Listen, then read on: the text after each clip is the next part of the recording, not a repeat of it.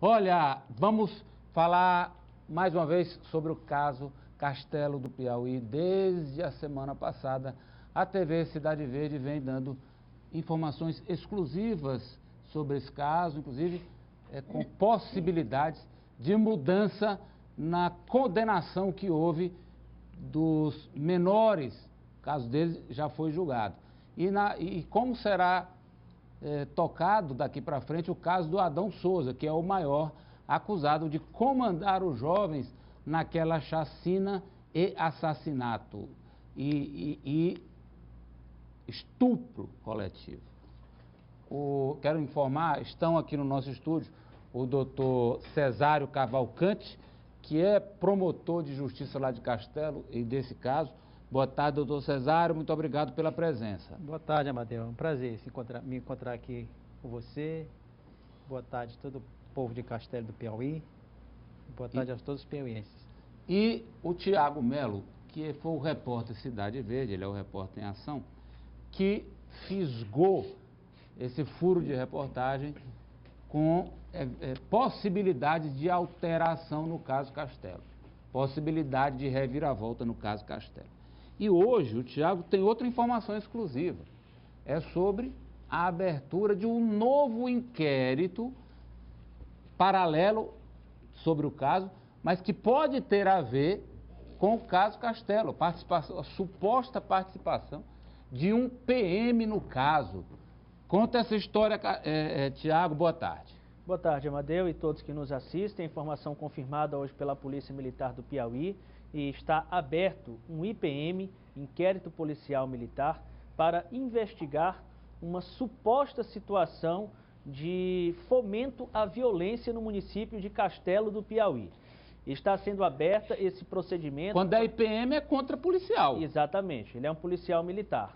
E há indícios que serão investigados a pedido da Defensoria Pública de que esse agente, né, da Polícia Militar teria oferecido dinheiro, vantagem financeira, para que menores cometessem atos infracionais no município de Castelo do Piauí. É a situação a ser investigada. Quer dizer, ele estaria financiando esses adolescentes a promoverem o horror no município, na linguagem aí da polícia, tocar o terror, para que ele se sentisse necessário para a tranquilidade do município, é isso? É a suspeita. A suspeita... Suspeita a ser investigada. Que isso foi citado, vale ressaltar, foi citado por menores lá no CEM, Centro Educacional Masculino, que falaram da situação em que o Gleison teria relatado antes de morrer, que teria recebido a promessa de receber R$2.000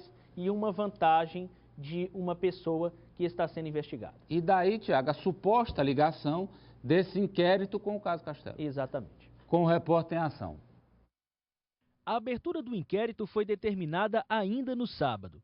A Corregedoria da Polícia Militar vai investigar a conduta de um soldado lotado em Campo Maior, suspeito de fomentar a violência em Castelo do Piauí. Um relatório enviado pela Defensoria Pública do Estado, acompanhado de áudios, aponta indícios de oferecimento de dinheiro para menores infratores praticarem ilícitos na cidade. O comando da PM transferiu o investigado para Teresina, onde deve permanecer durante a apuração. O soldado apresentou um atestado médico requerendo afastamento do trabalho por 7 dias. A concessão será avaliada por uma junta médica do Hospital da Polícia Militar. O advogado informa que o militar está sofrendo de ansiedade. Ele apresentou o atestado de afastamento junto ao batalhão, junto ao comando geral, tendo em vista que desde quando o fato foi noticiado, certo, ele vem sofrendo de ansiedade, você está entendendo, excessiva. O advogado afasta o vínculo do cliente com o caso do estupro das menores em Castelo do Piauí, que acabou na morte de uma delas. Ele foi quem apreendeu o Gleison. O senhor disse que ele não tem nada a ver, ele participou diretamente da apreensão do Gleison. Olha, essa informação eu não posso lhe repassar, porque eu ainda estou montando todo um quebra-cabeça. Eu não tive acesso ainda aos autos do processo de Castelo, o senhor está entendendo? Porém, eu vou me apurar, entendeu?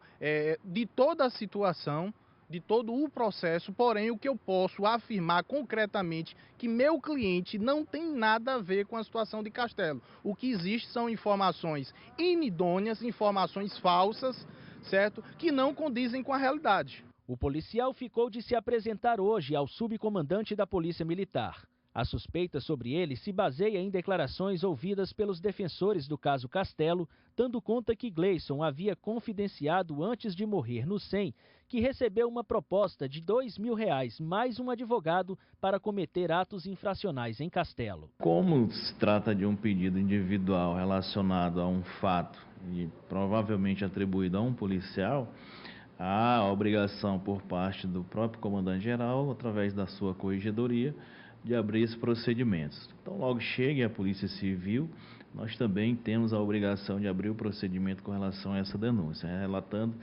que há uma diferença nesse procedimento. O caso do Castelo em si, o inquérito pelo que aconteceu com as jovens, ele já foi concluído, está com o Poder Judiciário e nós estamos aguardando qualquer decisão da Justiça. Mas, como essa denúncia que envolve um policial, nós vamos fazer essa apuração relacionada ao comportamento do policial no que se refere à denúncia da Defensoria.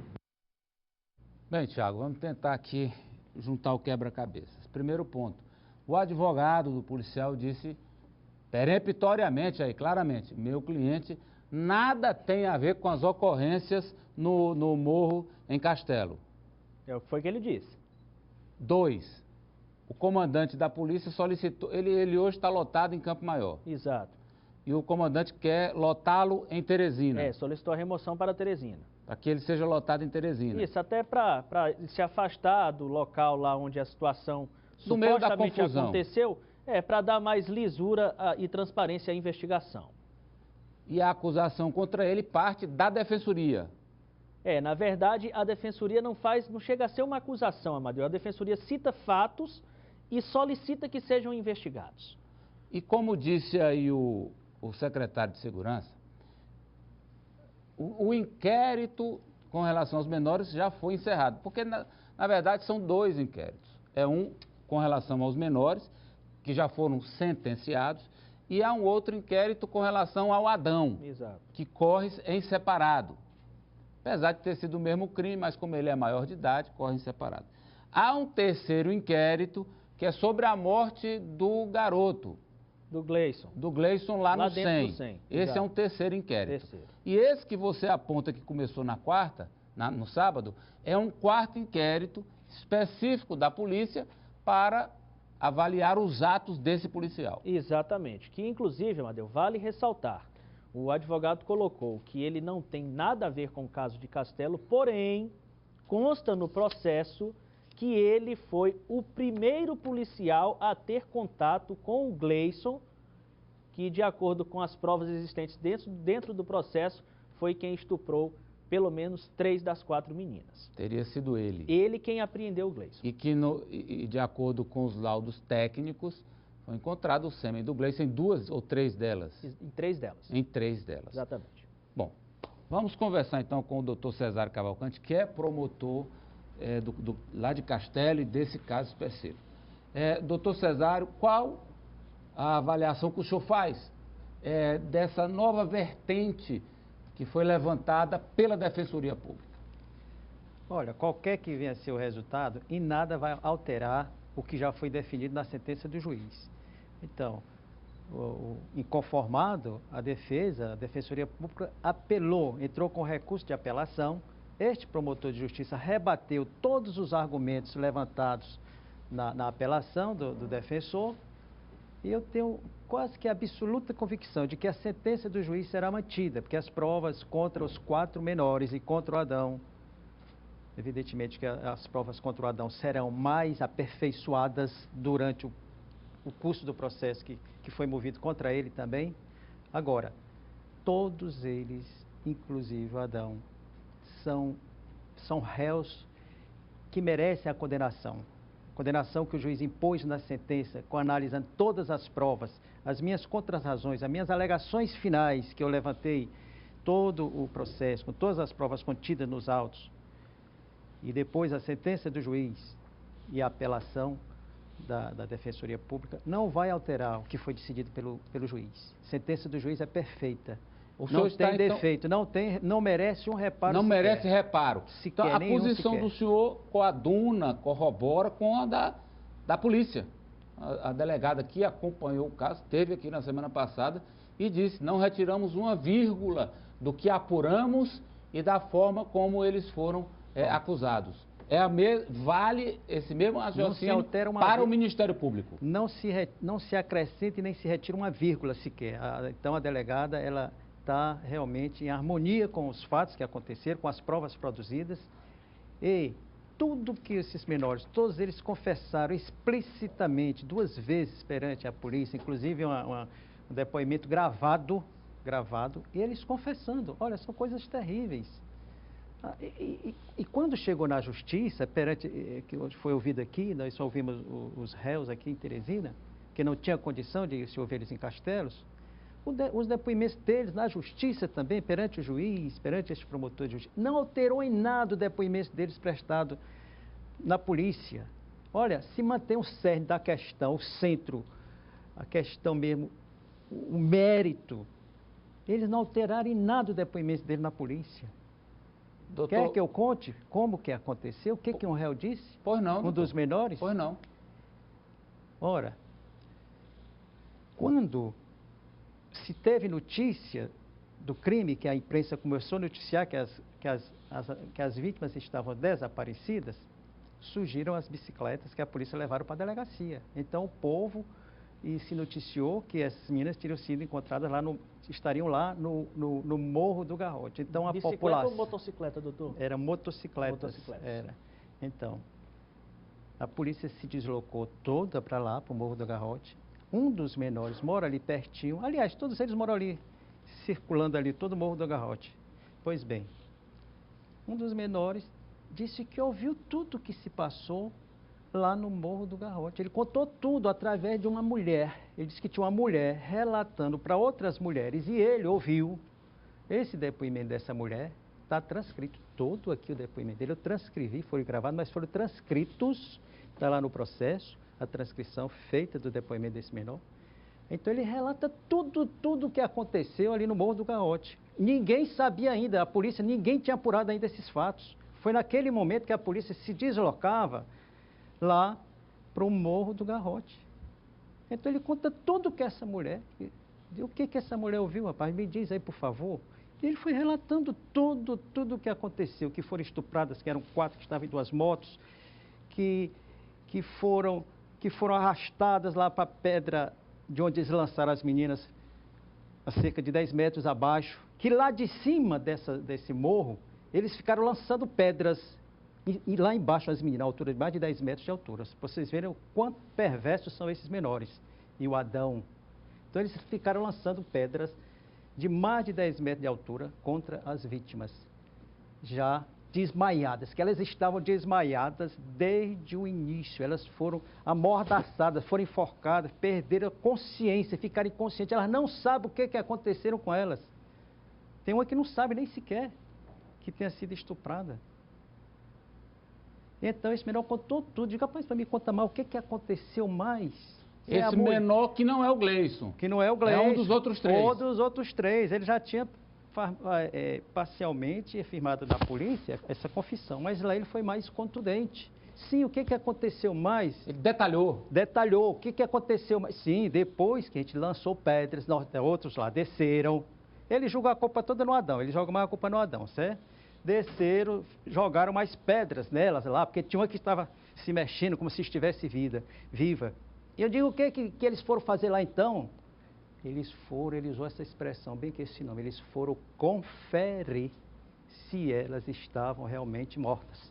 Desse jeito, está transcrito. Então, o subconsciente dele, eu digo nas minhas contrarrazões, nas minhas alegações finais, eu digo isso, é o subconsciente dele que falou através dessa mulher. Não tinha nada apurado ali, ninguém sabia o que aconteceu lá no Morro do Garrote. Uhum. Como é que a imprensa vai divulgar, que a rádio vai divulgar, se não tinha nada apurado, a polícia estava indo lá para o Morro do Garrote? Tem mais outro, quer mais outra? De outro menor. Pois não. De outro menor. Ele fala lá, perante este promotor de justiça, perante o doutor Leonardo Brasileiro, o juiz, perante a Defensoria Pública, o defensor ouviu, estava lá presente, ele ouviu isso que eu acabei de narrar, aqui para toda a sociedade piauiense. Pois tem outro menor que diz o seguinte: eles foram torturados psicologicamente e fisicamente. Por quê? Qual seria essa tortura contra os menores perversos, com vários crimes cometidos lá em Castelo? Sabe qual é a pressão psicológica que o defensor alega? Não, olha, disseram lá, olha, cara, tu diz o que tu tem que dizer, o Adão já foi preso, já sabe de tudo, já contou tudo. Pois é, com isso aí o defensor defende que eles ficaram abalados psicologicamente e por isso tiveram que confessar o crime. Eu digo, eu não acredito que os menores, com toda essa formação deles de cometerem atos infracionais desde 8, 10 anos de idade, venham a se abalar por uma simples frase dessa aí de um policial. Doutor Cesário. Mesmo dito com contundência, vamos supor que ele tenha dito com a contundência máxima, ainda assim não vai abalar o espírito desses menores um milímetro sequer. Veja o que eles fizeram contra o Gleison. Por quê? Eles não mataram o Gleison porque eles eram inocentes, não. Não foi porque eles se julgam inocentes. Não, mas a Defensoria leva por esse lado, é porque eles eram inocentes, então não gostaram de ser injustiçados, de serem, digamos, delatados pelo Gleison. Não é por isso não, desde o início também a parte da imprensa tem conhecimento de que o Gleison já vinha sendo ameaçado de morte, desde o início ali das investigações, já foi preciso separar, eu já cuidei de separar, avisar o pessoal do CEIP, de maneira que... Então por que o Gleison foi morto, doutor? Então assim, de maneira que quando o Gleison e os outros menores iam para a audiência, eles iam separados. Quando eles retornaram lá das audiências do fórum para o CEIP, eles iam separados também. Então, o que aconteceu foi uma irresponsabilidade muito grande de manter esses menores juntos. O Gleison nunca iria aceitar ficar juntos com os demais. Que ele mais do que ele, ninguém mais do que ele, conhece o grau de periculosidade de cada um daqueles menores. Doutor Cesário, uma pergunta que é colocada também pela Defensoria Pública. Por que as 3 vítimas, e nós escutamos uma pessoa que disse que estava na sala de audiência no dia que os depoimentos dela foram tomados, por que as 3 vítimas não relatam o nome de qualquer outra pessoa e dizem que lá em cima só existia uma? E mais do que isso, por que no laudo não existe material genético do Adão nessas meninas? Certo. O Adão, ele, como você bem falou, ele é o comandante, ele comandou, ele é autor ali, intelectual, aquele homem que fica de trás. São nesses grandes crimes de quadrilha, de organização criminosa, você não chega no cara facilmente, naquele que comanda lá de cima. É muito difícil você chegar nele. Então, o Adão já é um sujeito perigosíssimo, que passou quase toda a sua vida preso em São Paulo por crime de roubo, assalto, tráfico de drogas, homicídio, tentativa de homicídios. Então ele chega, não, eu quero, doutor, eu faço questão, eu exijo, doutor juiz, que o senhor, seu delegado, mande fazer exame para ver se essas meninas me viram. Como é que eles vão ver ele? Se ele ficou escondido, as meninas com os olhos vendados, amordaçadas, inconscientes, caídas com pedradas na cabeça, inconscientes lá, que só recobraram a consciência já aqui em Teresina. Vejam o que disseram lá a equipe médica que receberam essas meninas lá no hospital lá de Campo Maior, lá de Castelo, e mandaram elas para cá. Elas só recobraram o sentido aqui. Então isso é um absurdo. E sim, por que não foi encontrado material genético, assim, como você respondeu também? Quando elas chegaram aqui, foram introduzidas, fica difícil até falar essas coisas, mas assim, fizeram asepsia, introduziram na uretra dela, foram introduzidos sondas e foram asepsia. Então já está lá no laudos, dentro do processo também, todos os laudos, que houve esse problema e que poderia vir a prejudicar eventuais exames. Está lá dentro dos laudos também e o defensor viu isso. Então, o que mais aconteceu? Coisas terríveis esse pessoal fez com essas meninas. Eles estavam usando droga no primeiro momento. Eles compraram droga 2 vezes. No início, foram para lá, que estavam usando drogas, quando as meninas chegaram. Depois do Gleison, ao Gleison, nessa divisão de tarefas, nessas ações de divisão de tarefa, concurso de pessoas, em que o Adão fica lá atrás, ninguém vê ele, ao Gleison foi feita a incumbência de ele abordar as meninas, de cara limpa, como diz o juiz na sentença. Por que de cara limpa? Pois bem, eu vou explicar essa cara limpa. Então, coube ao Gleison abordar as meninas e deixá-las inconscientes. Aí, quando as meninas estavam inconscientes, o que fizeram os demais réus? O Gleison foi comprar droga, saiu para comprar droga com dinheiro fornecido pelo Adão. E as meninas ficaram sob os cuidados dos menores, sob os cuidados. Eu até chamo de hiena, sabe? Animais carnívoros. Pois é, ficaram lá as meninas amarradas, inconscientes, amordaçadas. E o que eles fizeram com essas meninas lá? Imaginem os senhores, imaginem toda a sociedade piauiense para ver o CRAU. E vocês viram o quanto perverso, o quanto eles são realmente terríveis. Daí mataram o próprio amigo de parceiro nos crimes que eles cometeram em Casteira. Pois então. Doutor, eu quero agradecê-lo pela presença aqui com a gente, relatando novas informações sobre o inquérito e sobre como tudo ocorreu no Morro do Garrote, em Castelo. Muito obrigado. À disposição, muito obrigado. Um abraço para toda a sociedade piauiense. Obrigado, Thiago. Boa tarde a todos.